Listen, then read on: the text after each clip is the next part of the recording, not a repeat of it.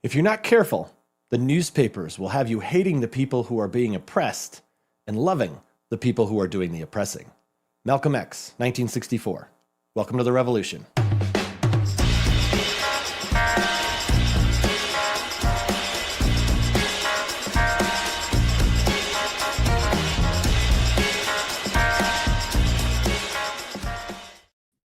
Hello and welcome to We Need a Revolution. My name is Kevin Rosenquist, and of course, I'm always joined by the person right next to me on your screen, my good friend and co-host, John Banks. John, welcome to the show. Why, thank you. You welcome to the show, Kevin. Okay. Yeah. That works. Sure. We'll do it. How are you, my friend? I'm good. I had a bit of a crazy day, as you know. Yeah, I do know. My computer just took a big dump about 6 hours ago, and I had to completely reformat the entire thing and start over from the beginning. So it was a little scary because I was like, I'm not quite sure what I'm going to do, but got it worked out for now, I think. And, there was colorful language going around the Rosenquist estate today, and I may have made threats to inanimate objects. A lot happened, a lot happened. Did you kick anything? I didn't get physical with any of the anything. No, okay. No, I find that usually works. Well, honestly, everything around me is, for the most part, fairly expensive. I don't really want to do that. So but it's been a day, but we're here. We're doing great. John, how have you been? What's new with you?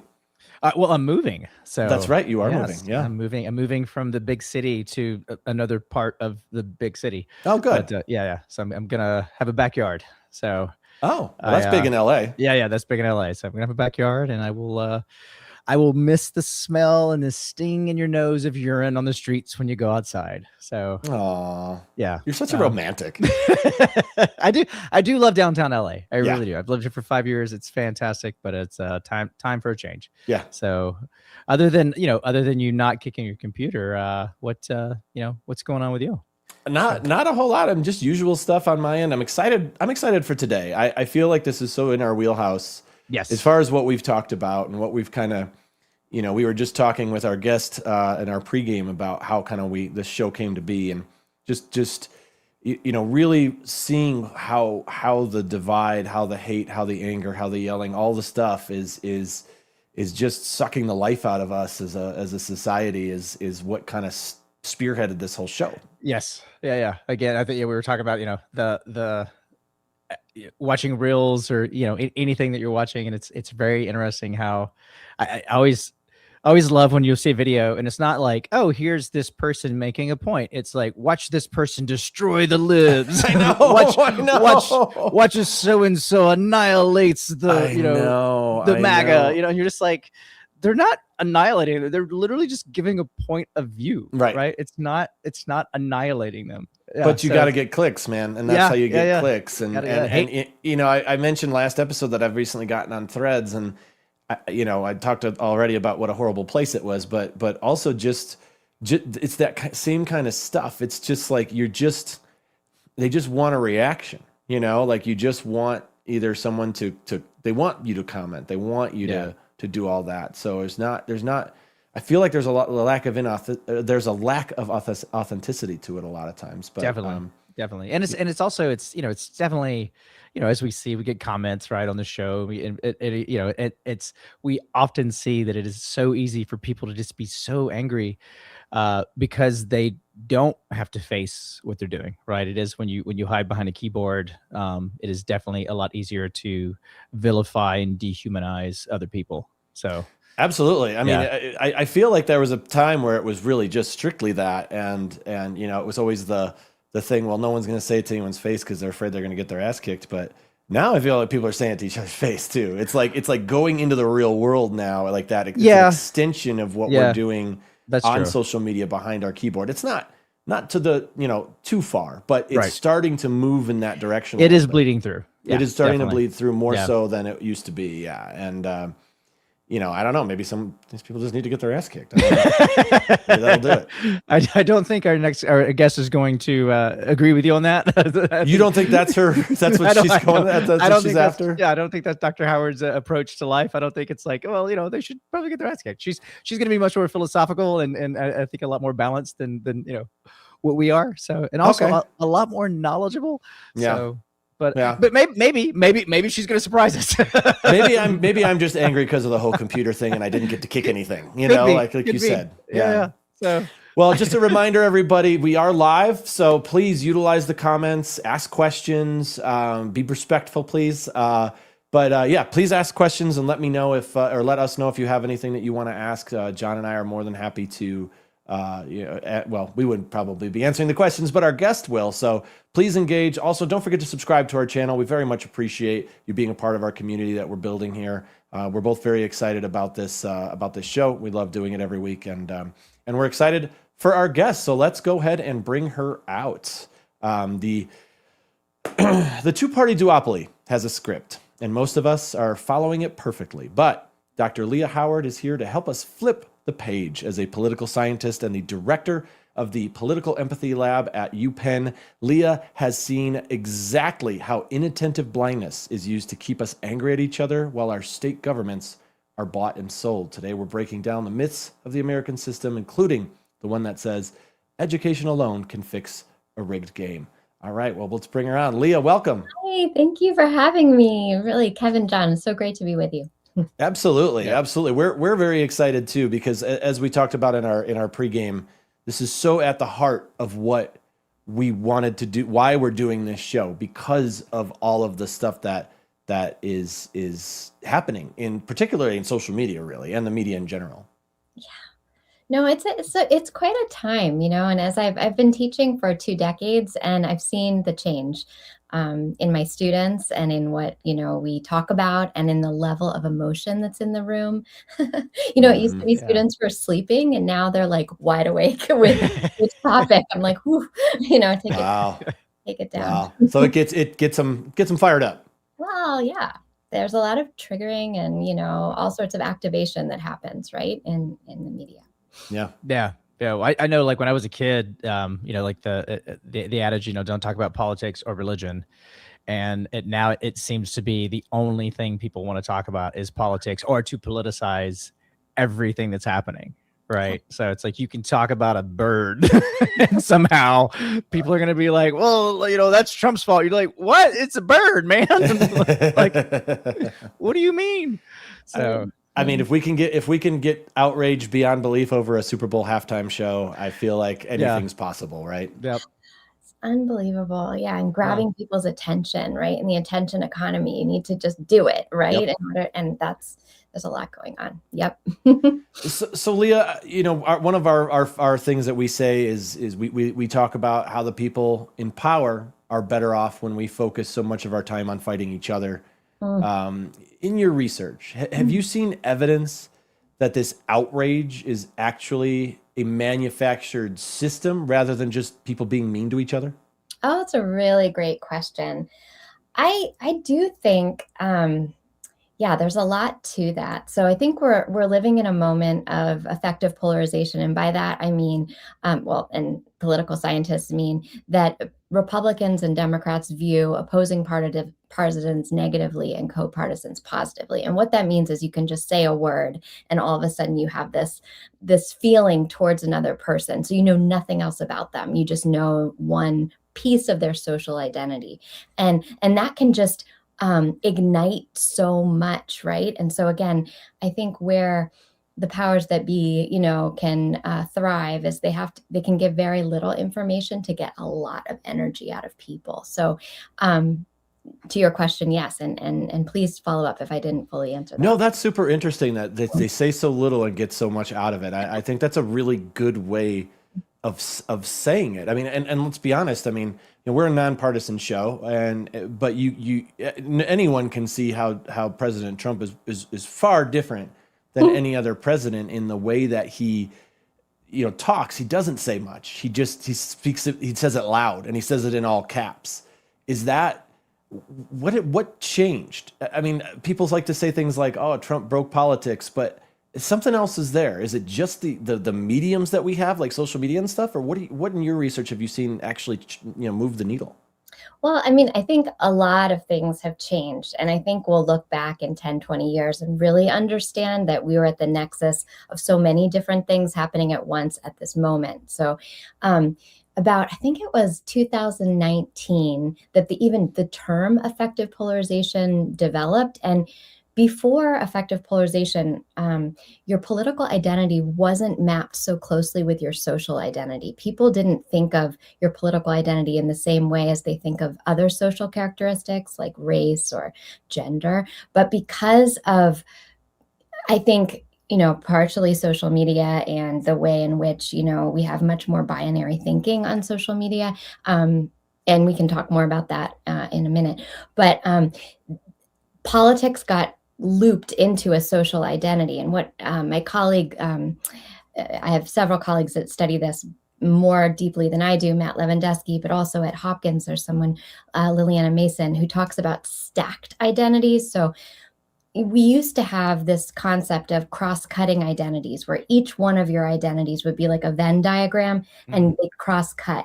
But more and more, we're getting these stacked identities where like your racial and your religious and your gender identity maps with your political identity. So people get sorted based on these things. And that just makes animus grow, and you can other people really fast. So if you have one or two of those characteristics, you can just guess their political affiliation. And I think that's part of what has changed. Like, for example, political scientists know that people that are of opposing parties don't want their daughter or son to date someone of the other party. There's a whole list. They don't want people to marry opposite party. They don't want to work with people of the opposite party. People have done studies. People don't want to talk about sports or music with people of the opposite party. So all these other social things have gotten looped into partisan identity. That's new. And so like the causal factors for why that's happening, it's multivariate. There's so many reasons why. I think social media is part of the story. I think the way elites, what you said with Trump doing all caps, elites give cues. That's another part of the story. We don't have Walter Cronkite giving the news where everyone's hearing one story and there's no camera angles. It's just him at a desk, like just, and no, he doesn't change his voice. Like his voice is like, and today, now we have just about all that you possibly can have for activation happening. So there's many things, but I think that, so when you get to the fact that people don't even view people of the opposite party, they view them as less than human, that's when it starts to get dangerous, Yeah. And again, the causal factors, many reasons why, but that's what people in my like political scientists get a little nervous when the partisan identity becomes a less than human identity. And are you seeing a lot more? Is that on the rise? That's on the rise, okay. Right? And again, this is new. This is like 2019 studies, but probably happening around 2014, 2015, that these changes, you think about like not wanting to date or marry, that used to be a racial division. People didn't want to date or marry outside of race. That was like a marker of, let's keep these things separated, because of the history of the US with discrimination policies and all sorts of things.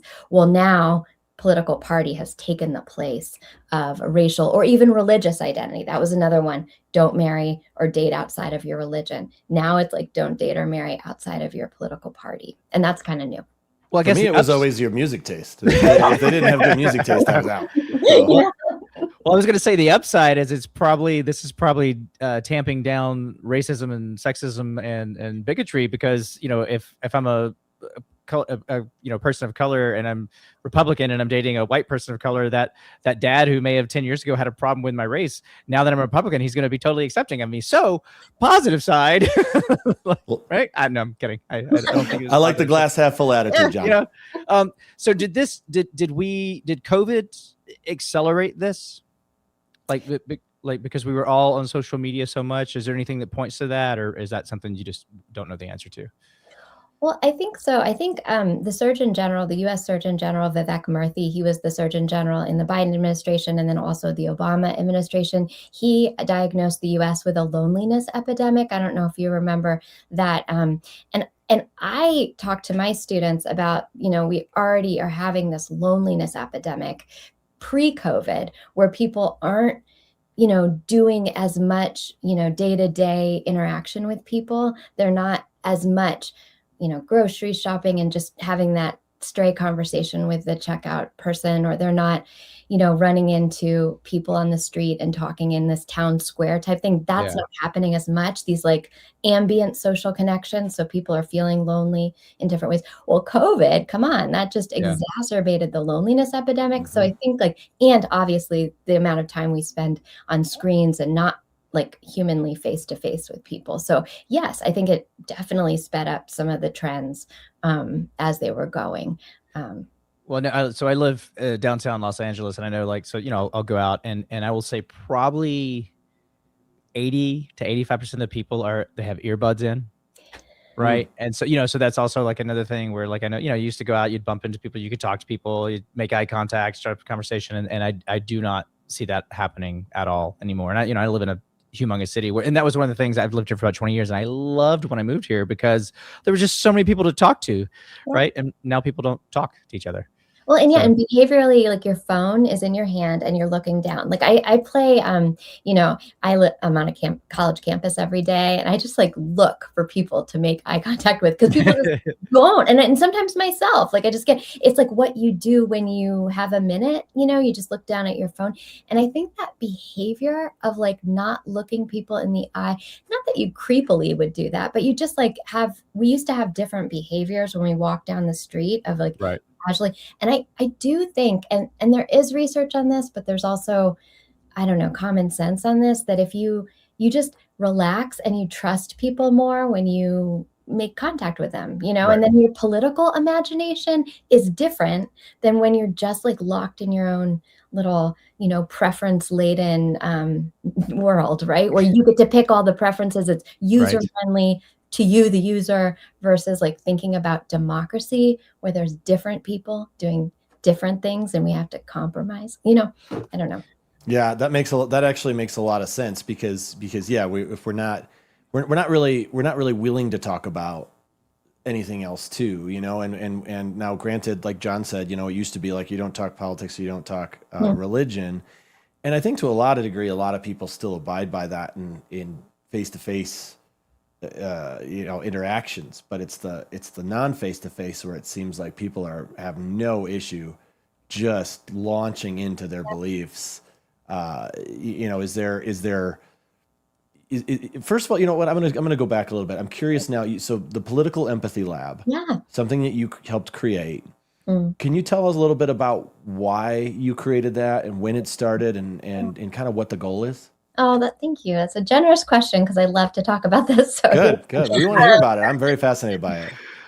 Thank you. So I started teaching a class at Penn in 22, and the class was called Political Empathy and Deliberative Democracy. Now, political empathy is not really a term in the literature, like it's used, but it's not a term. Deliberative democracy is a term. It's well established, well defined. And behind deliberative democracy is this idea that in a democracy like ours, difference is not, it's not the bug, it's like what it is, it's the feature. And we're supposed to have disagreements and deliberation. That's what we're supposed to do. But we're supposed to do it in a certain way where everyone is heard and there's, procedure around it. And there's all sorts of ways of doing that.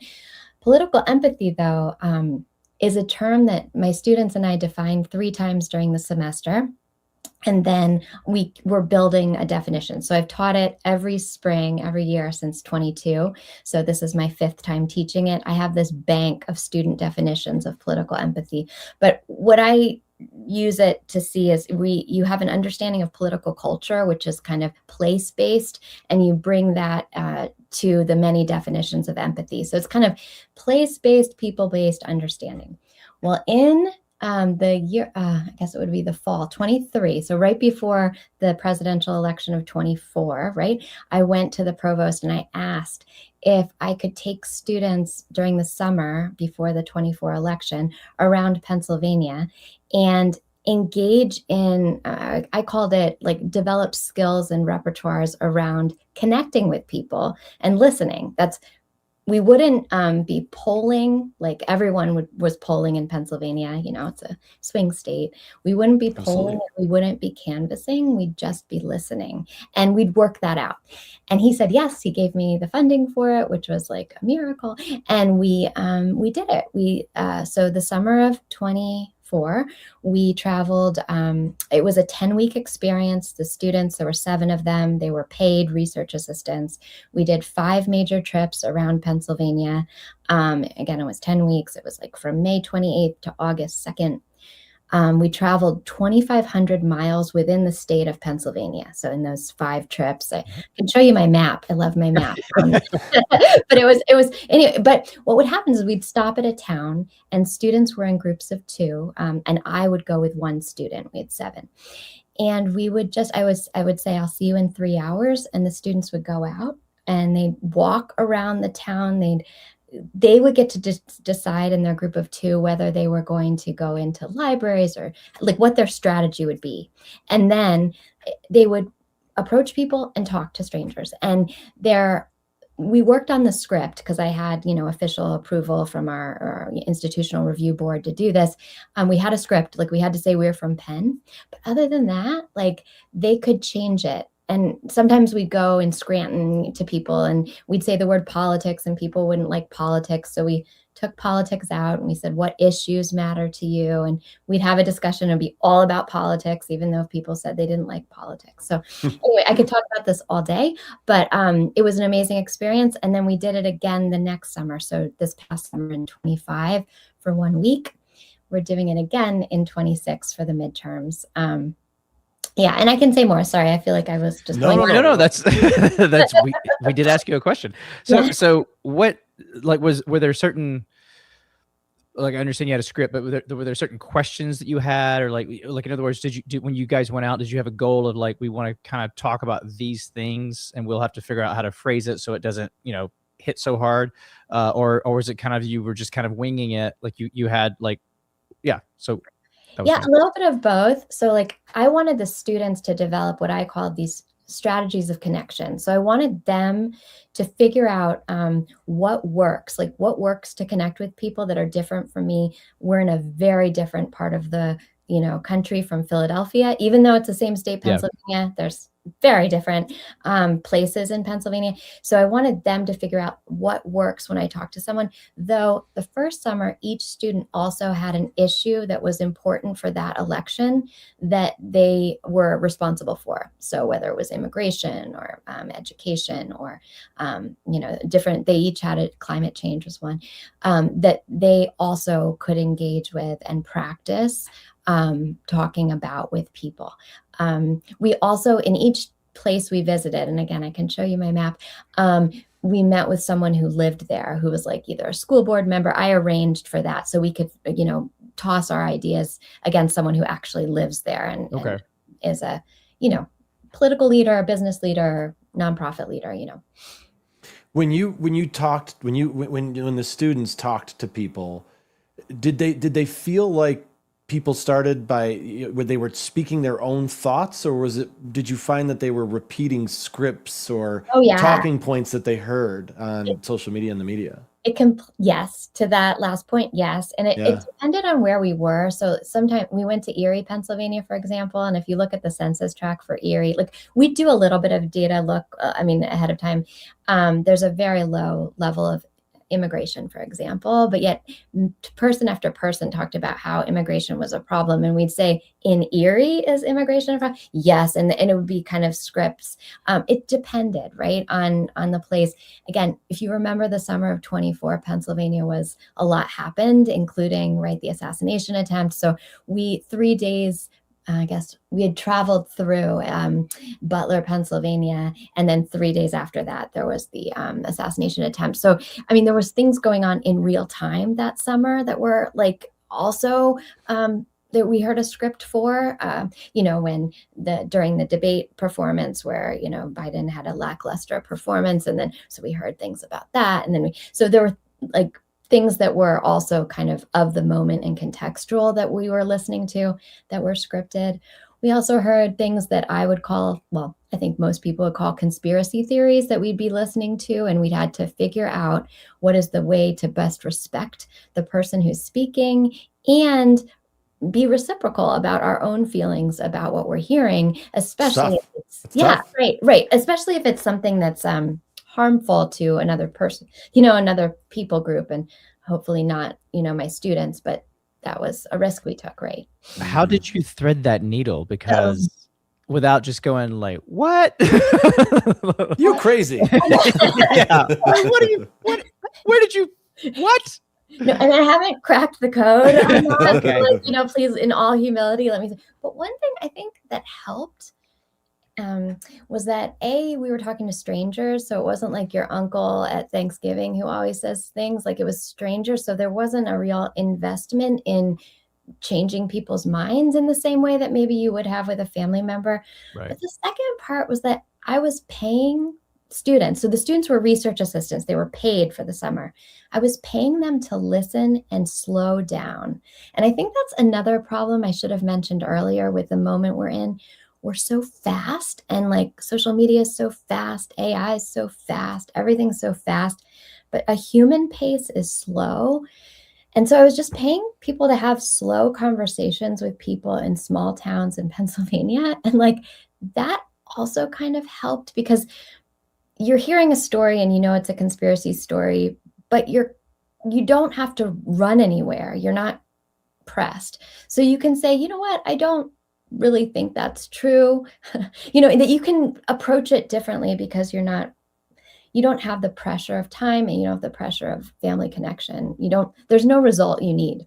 Yeah, right. You're not like pining after any one response or anything like that. Oh. I recently read a book by Monica Guzman. Yes. I never thought of it that way, I believe it's called. Yeah. Very, very interesting stuff. And when you were talking about this, it reminded me of when she and a bunch of people from Seattle went into the middle of Oregon, I believe it was. Oh. Was it Oregon? Maybe. Yeah, I think it might have been the middle of Oregon or somewhere. But anyway, it was, farm country, and they just talked about stuff and when they really sat down and started talking to each other, they realized that they didn't know anything about each other. Like they didn't know about their issues. Like the people from Seattle didn't know about the issues with the price of wheat or water or anything else that comes with farming and all these things that they deal with. And what do you feel like is the biggest lie, if you will, or the biggest misconception about what we're being told about the people on the other side of the political aisle?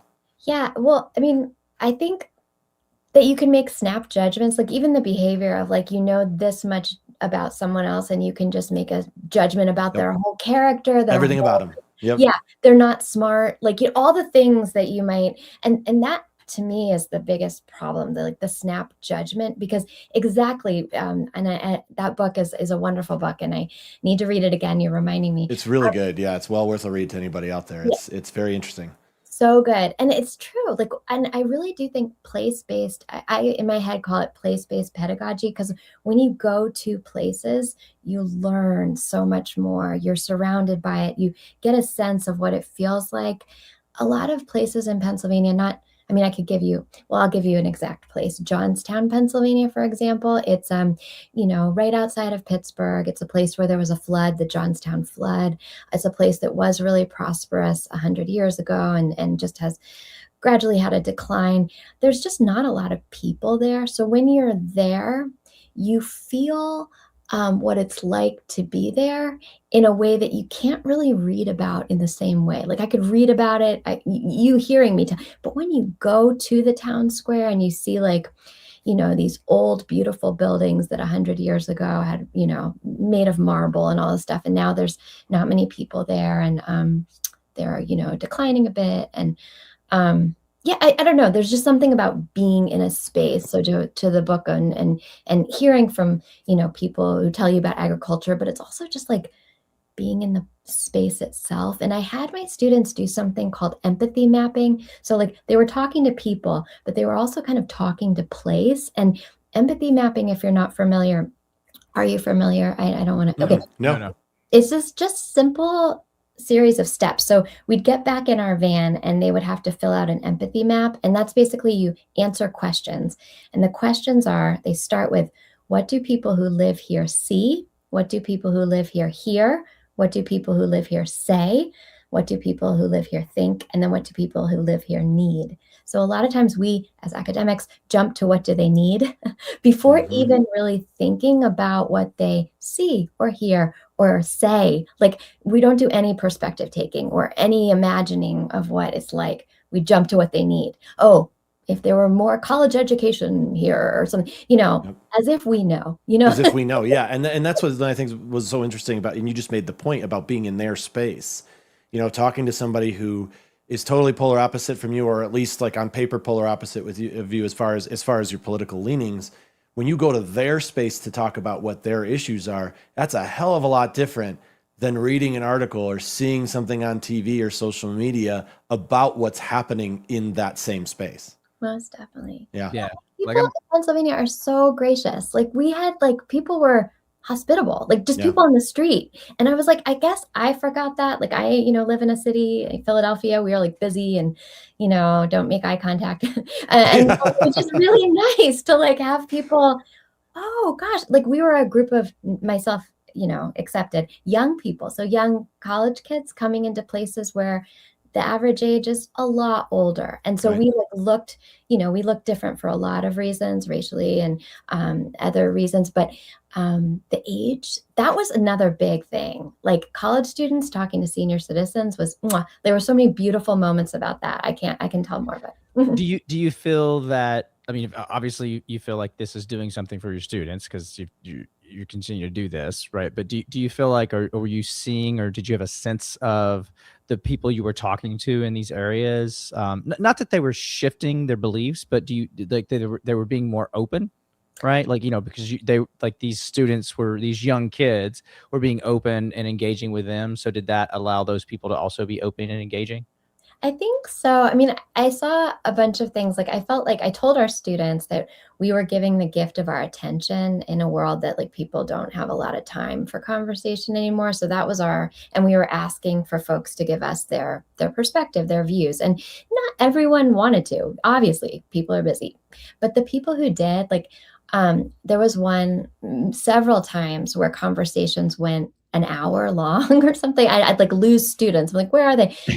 Like, it would be across, like, you wouldn't believe it. It would be like an African-American male student, college student, having a conversation with like a probably 70-year-old white man, and it went on for an hour. And now, my student was like, oh gosh, he's my best friend, or so, just jokingly, but they would have such a good conversation. And I was like, I mean, I couldn't plan that. I didn't script that. That happened several times. So I don't know. Yeah. So would you say that when, if the partisan labels are stripped, if we take that away, did you find that people realize they actually have the same goals, same desires, maybe even perhaps the same enemies? Well, that's a really interesting question. And again, there were so many different conversations in so many different places. Sure. And some were kind of more, spicy. Maybe I just think it was so humanizing. Like, it was so, we'd get back in the van. I would almost wish I had a camera or a documentary skill so you could all see. I mean, and then all of a sudden people would be like, I love Lancaster. And it was just because they had one good conversation in Lancaster. And it was like, they loved a town they'd never been to, they knew very little, but now they had a good conversation. So they had a good experience with Lancaster. And so it was like more than just, I really think they loved place because they had good conversations with people. And then, I don't know if they got to who our, enemies are, but they just connected. I don't know if that gets at it, but. Yeah, I think so. Absolutely. Yeah. Did you feel that did your students change their perspectives? So they changed in certain ways. So I think core beliefs remain core beliefs, sure, but their ability to want to talk to other people changed. So one of my students, she said to me somewhere in the middle of the summer, this was in 24, she turned to me, she's like, Dr. Howard, now whenever I walk down the street in Philadelphia, even when I'm not doing political empathy lab stuff, I see people and I'm like, I could talk to them about issues. Like it just changed their orientation around people. Like and just made them, at least the student, more willing to talk to other people. I think it also complexified their views. One of my students talked, she had a really intense conversation with someone, I think at a truck stop, someone who drove a truck for a living, and he said something derogatory about immigrants, and her parents were immigrants. But she was able to connect with them over the fact that her father drove Uber and also taxi services, and they connected on the same level there. So I think, again, her issue didn't change, but her compassion or ability to understand other people maybe changed because she stuck with the conversation. Social media, you just like click off, turn off. Right. With the person in front of you, you have to finish, even if it's awkward, you have to like say goodbye or something. Yeah. And I found my students like got to work out that, I call empathy a muscle, and they got to like work that muscle more, and stick with someone. I don't know. So you teach, I think what you call it, democratic listening, correct? Yeah. Is that, yeah. So can you kind of tell us what is that? Like what is democratic listening? Because what it sounds like, if you're from a red state, is, well, it's just those libs, it's just lib listening. And already I'm not going to hear what you have to say. So yeah. I'm out. Yeah. Yeah. Unfriend. I mean, to me, so and democratic listening isn't just mine. It's a whole like realm of study, and in deliberative democracy really has focused so much on speech. When people who study it, they think about like, how can we talk to each other? Democratic listening switches the angle to, let's think more about listening, and that you can't really exist in a democracy without knowing everyone's point of view and knowing it equally and deeply, and then figuring out how to, after it, relate, connect, argue, and disagree in a society as different and pluralistic as ours. So it's using being able to be present with someone and really work it out, because we are in a democracy and we are, we have many different points of view. I mean, much of Pennsylvania is a red state. Like, we have these. So when I talk to people, I think people love to be listened to.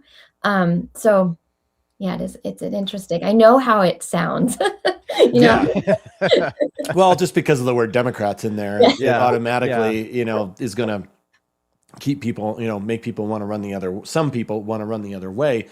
And I think too, the word empathy is often seen these days as a talking point of the left, which is really a shame, because, we all should be more empathetic to each other, obviously. And why has this word become leftist or even woke? And is there anything that humanity can do to sort of reclaim it and bring it back to what it's meant to be? That's a really, really great question. And to get to it, one thing I didn't say with democratic listening is it's the concept of you're listening to understand, not listening to rebut an argument. And so I think that to this other point, then, I think the culture war as a metaphor is a very powerful, potent one. And if you're at war, you don't want to listen or understand your enemy. Right. You want to you want to always fight your enemy. You want to rebut you're always listening to rebut. You're not listening to understand. But if you change the metaphor a little bit, and I think that metaphor is very powerful for certain, it really, you can arm wrestle people to the ground. There's like lots of with the metaphor. But if you change the metaphor to like something, I really like the metaphor of table. Like, we're going to, instead of seeing political disagreement as a war, a culture war, like, can we use the table as a metaphor? Like, we're going to all sit and just share. Like, I'm Italian, I love food and talking at a table, and we don't have to agree at the table. Like, but we're surrounded, like, we're calm, like there's bread. Sometimes Italians are not calm. I'm not. I like how you just threw in, there's bread. Yeah, you pass the bread. It's delicious bread. There's butter over here. There's some wine if you want it. Yes. And so like that metaphor to me is really great. I think people that are really committed to the culture war metaphor don't like empathy. And they're all, I think this summer there were several books that were published, anti-empathy books, one called The Sin of Empathy, one called, that where folks, and I just think it's because they're really committed to the culture war. And it's easy if you really are into the, there being two sides and othering, and it works. Culture war works really well for that. But I don't think it's going to work in a democracy very long. If we're a democracy, we really need to understand others. I don't. That's so. What I'm curious in the anti-empathy books you were talking about, what, without getting too deep in the weeds, what's the argument? What's the overall anti-empathy line of thinking? Yeah, I'm trying to wrap my mind around it. Like, I know the end game, I think, fits this culture war thing, but I think that it is, I think, again, I may be misrepresenting the folks. I haven't fully read their books, and the New York Times did a little bit on them. There are two books that came out this summer. I think it's that a fear of being manipulated by other ideas, and kind of a purity, like wanting to have pure beliefs, and feeling threatened by that understanding might muddy your belief or might make it less pure or something. That's all I can understand. And I think what I teach my students, there's this, I have these 3 B's: belief, belong, and behavior. And I think a lot of people use belief to sort their belonging, and then their behavior falls in line with what that belonging entails. But I like to swap belief and behavior and put, like, what if we led with behavior, and that like got us to belonging? All humans want to belong. And then you get to your beliefs, like keep your beliefs real, but lead with behavior.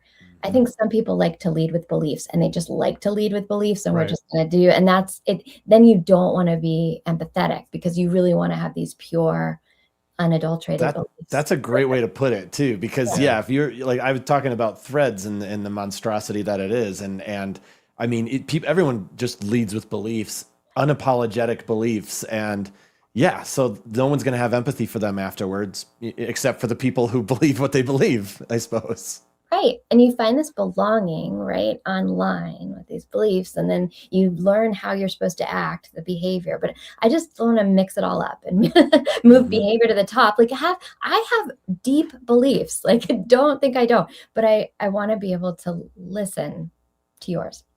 So is the kind of going back to the empathy, right? So is that basically, so it's like so my goal, right? So let's say that I am from Alabama originally, like I grew up in Alabama. Awesome. So let's say, I'm very conservative from Alabama, right? That's who I am. And you're talking to me. And so basically your goal is you want to understand me, right? So it's seek first to understand, then to be understood. So basically, as you're just going to kind of continue to ask me questions and let me speak, so you get a full scope of not just what I believe, but digging deeper into kind of who I am and why do I believe that? Is that kind of the goal? Yeah, right. Okay. And then, seek common ground. My students have developed these strategies of connection, and they have all sorts of them, but they want to, ease into conversation through humility. Like, we're not the arbiter of all that's right, how, so just other behavioral things in that conversation, but exactly like listening. Yeah, it's so great you're from Alabama. That's awesome. I am. Yeah, it was a good place to grow up.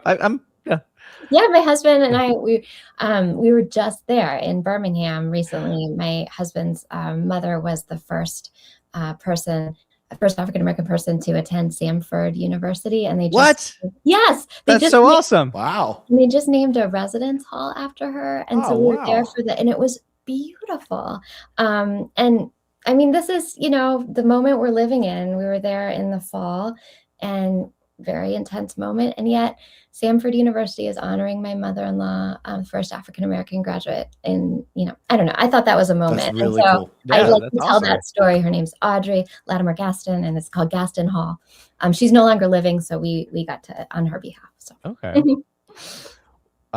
Yeah, well, I grew up in Tuscaloosa. I grew up in a college town, so it was I don't Roll regret Tide, it. right, John? Yeah, well, right. yeah. That is a religion. That Oh wow. yeah, that is above everything. Well, they're pretty good, Yeah, they are. But it is very fascinating. And I was never into that, so it was always I guess maybe my identity was to be, counter that. But it was always just very fascinating to me how just people, like, it was above church, it was above business, it was, it was above politics. It's Roll Tide. And if, boy, somebody was from Auburn, oh man, those poor people. Yeah. So. Well, and with sports, I don't know, like Philadelphia is big on the Eagles. Like, Sure. I mean, in sports, I get worried when politics becomes sports, because it's one thing, sports are sports, but when politics becomes sports, I don't know. It's like we lose out on what a democracy is. I don't know, but Plus we gotta buy jerseys. Yeah, we gotta, lots of jerseys.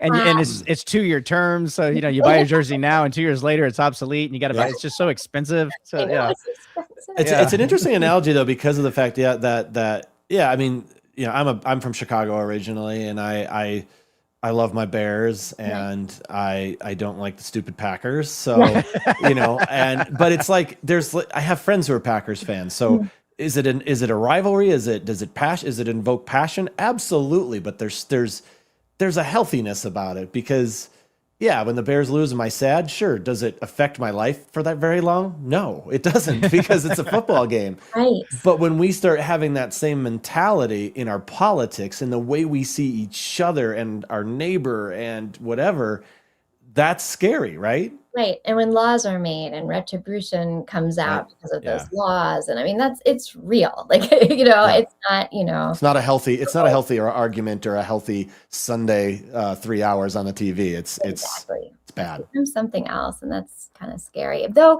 sports is used in a lot of studies, psychological studies about, in group, out group. Like, if they do sports and like superordinate identities, you can you can get people who are like really into whatever, and then you can go to football fans as a superordinate identity, and it makes people care. Or so, they use sports. it's belonging too, like you said, too, right? Yeah. In different ways. Yeah. But with politics, I mean, I see how the engines of, media or whatever have made it like a sports game, but it's a more dangerous trend, I think.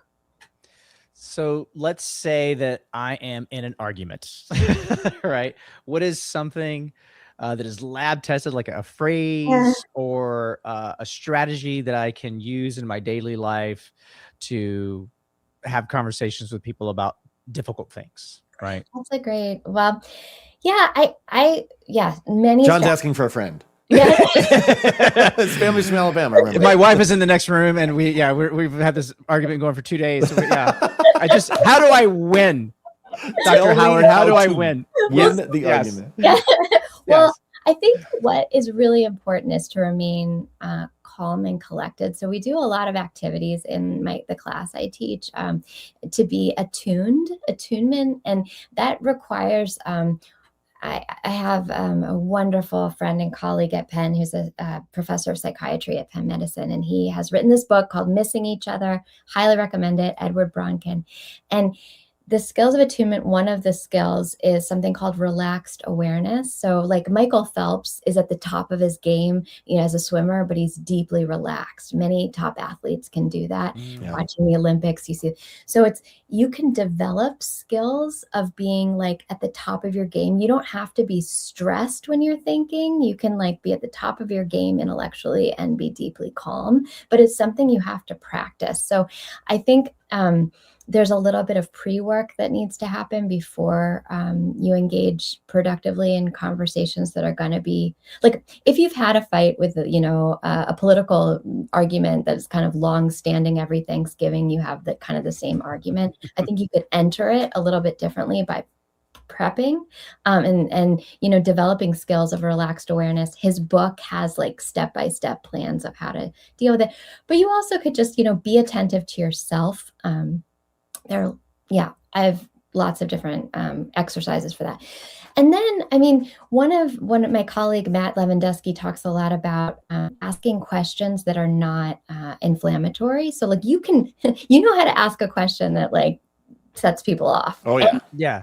Right. So just ask another one. Be like, is there a time where you've been disappointed by your fill in the blank, like politician, your political party? And in that disappointment, you can say, I too have been, and here's where so it's like showing a shared disappointment, your common ground based on, I'm not like 100% everything they do is like me, Right. And then, realizing that they're not the party elite, like they're not Bernie Sanders, they're not Donald Trump, they're Frank, or whoever, right. Uncle Frank. Right. And then just like changing your blood pressure because you realize that they're, not this person that has power and can actually make decisions. They, they're just your uncle who, he watches a lot of a certain news channel, like, and drinks too much Coors Light and says the wrong thing at the wrong time. Yeah. Damn it, Frank. Uncle Frank. Yep. We all have them, definitely. So if we could get like, if 10% of the country could stop following the outrage script, if 20%, if 50%, how quickly does the system change? How quickly can we dig ourselves out of this hole that we're in? Yeah, I've heard people describe it as herd immunity, which I kind of like that, because of COVID, we like heard a lot about that. I do think that there's something to a grassroots, like, I feel like you guys are primed for this. We need a revolution. We're trying. I know, you're doing it. But this grassroots, like, we are going to reject that outrage machine. We're going to keep having conversations. I really think that having conversations with strangers is great practice for having conversations with Uncle Frank. And people don't in the grocery store, at least around where I live, talk to each other. So it's like, you can just practice, and people are surprised that you're talking to them. And that surprise, I don't know, fuels the connection for the first part. And then you're just like, oh gosh, I made a friend. And there's got to be something in our heart and mind that's like, yay, new connection. In real life, like there's a different thing for in real life. And then you just trust a little bit more. Like, so much distrust is present, but like one little connection, I don't know. I think it's exponential. So I think, yes, I think 10%, I don't know the exact percentage, but I think it's something that builds, right? And it feels good. Like, I just know that in the loneliness epidemic, it feels good to connect.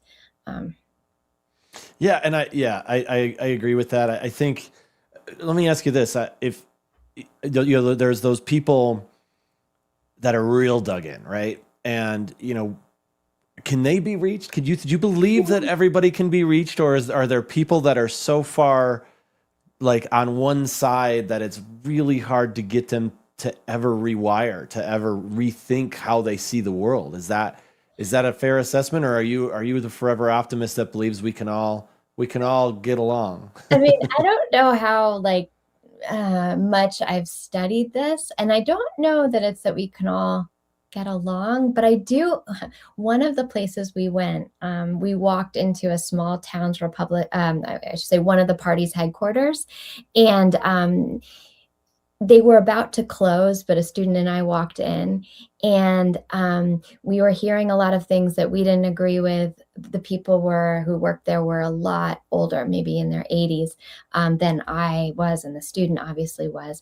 But they didn't want us to leave, so the closing time had already happened, and we were still in this headquarters. They really appreciated us being there, and so I do think that there's something to hanging in with people, and not everyone can. Like, True. And not everyone should. I feel like certain racial identities don't have to take on the emotional labor of talking to people that may have dehumanizing racial views. I mean, but I felt like I could in that moment stay there and be there. And it wasn't like, I don't know that I moved the needle on belief, but I did on belonging. Like, they didn't want us to leave. Like, I had to be like, and it was like, literally, I think we were there 40 minutes. So I don't know if I'm saying anything profound, but I think there is something to like hanging in there if you can, if people aren't dehumanizing you in any way. And I told my students, like, go back to the van, if any, and they didn't ever go back to the van. So, I mean, I don't know. I like that. Yeah, I can't remember the guy's name, but I know there was I think he was a musician, a black musician, and he would find Klan members and he would have conversations with them, and he would, and because he was like, he would like, every time he would go there, he would talk to the same people. And it was like a really amazing, because over time, these people who obviously, saw him as subhuman, started to see him as human, then actually looked forward to talking to him. Then, they became friends, and they like shifted their, and I'm not saying that the goal, like, I don't necessarily think the goal should be that you're trying to get someone to shift, but I think what I think he did well, and I think what you're saying is connect with people, and then that making our politics the top of our identity, maybe that falls, and now it's like, I'm a human, you're a human. I want kids, you have kids, I have kids, I have a spouse, I'm in love, I know what pain is, I know what to be heartbroken, right? It's like that part, like you're connecting on a human level. I also hate the Packers. Oh, sorry, go ahead. Well, no, I was just going to say, like, Gordon, a lot of the work that affective polarization folks do, like to depolarize, is around contact theory, which is 1954, Gordon Alpert, around racial contact, that same piece. And it's like spending more time with people of the opposite party, spending more time. And if someone from the opposite party knows your party and they witness you listening to them, they'll feel better about your whole party. Like, you don't have to say anything. That's the thing. That's so like, you don't have to have the magic word. You don't have to have the magic question. You can just like, it's enough, It's enough. Yeah. Just being around each other sometimes can be enough. I mean, I'll say this. I love where I live. I live just outside of Boulder, Colorado now. But I do miss the culture of Chicago. I mean, I do think, and I'm set, I have a 5-year-old, and I would love for him to be around other cultures more, because it's pretty white out here, like it just is. I mean, that's how it is. We have. You mean it snows a lot? Is that what you're saying? Yes, that's exactly what I'm saying, John. Yes.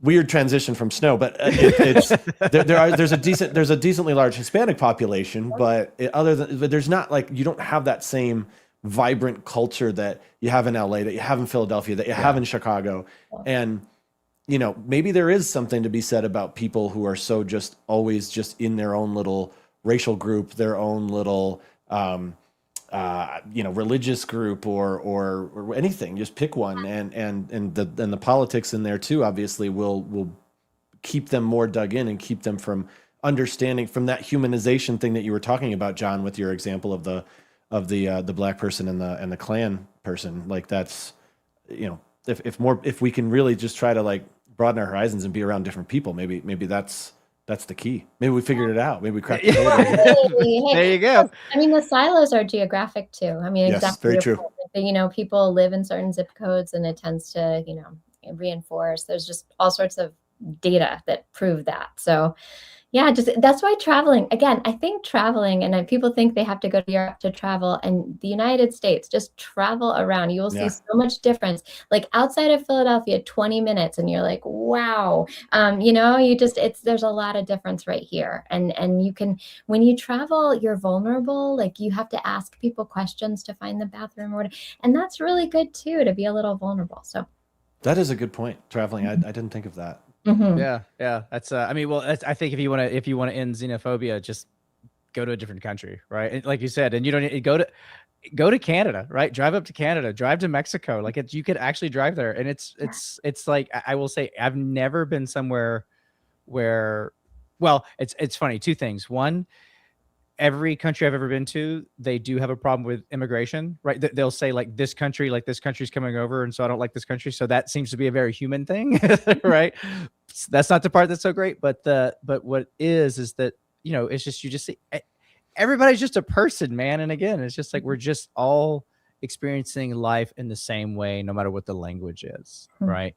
So, and we're just trying to do our thing, man. Right? We're just trying to survive. We're trying to get through this crazy life, and I think that's kind of what John and I think believe, is that a lot of what we want is not that different from each other, even if someone's far left or far right, or even just kind of left or kind of right. A lot of what we want is not that different.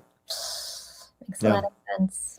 Well, Dr. Lia Howard, thank you so much for being here. We really, really appreciate it. The group is called the Political Empathy Lab, and you also have, was it the SNF Padilla program? Yep. So we're under the SNF Padilla program, at Penn. Yeah. Okay.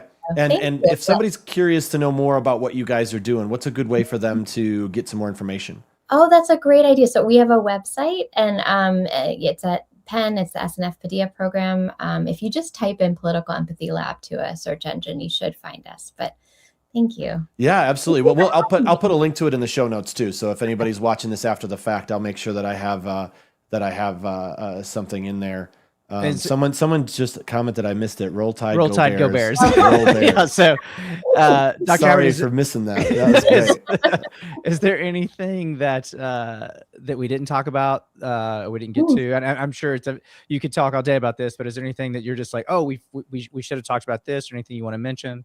Oh gosh, you asked all the right questions. Yeah, I think I just want to underscore like 8 times, like connecting with people and connecting with place are the way I think that we're going to go forward. And I think that a lot of people love this country, and just in different ways they express it. I don't think all the ways are equal. I mean, there's things I disagree with for sure, but I really think to understand our country is to spend some time in the places that make us up.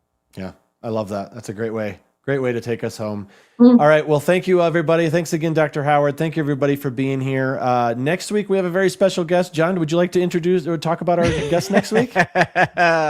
Well, folks, my brother, actually, Jason Banks, will be joining us. He has had about 30 plus years as a healthcare administrator, and we'll be discussing how healthcare is grappling with a significant and growing deficit of qualified personnel, including physicians, nurses, and at-home aides. This shortage can lead to reduced quality of care, burnout among existing staff, and even force long-term care facilities to limit new admissions.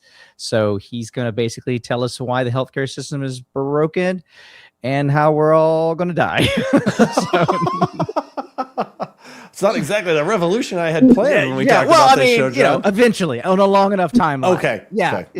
So, no, he's gonna talk about kind of what we some steps we can take and things we could do to shift that system. So awesome. Well, I'm excited about that. Dr. Howard, just want to say again, thank you so much for being here. We very much appreciate it. John, always good to see you. Thank you all for listening. Don't forget to subscribe to our channel. We've got lots of great stuff coming in the next few weeks. We're very excited about. Have a great night. Have a great week, and take care, everybody.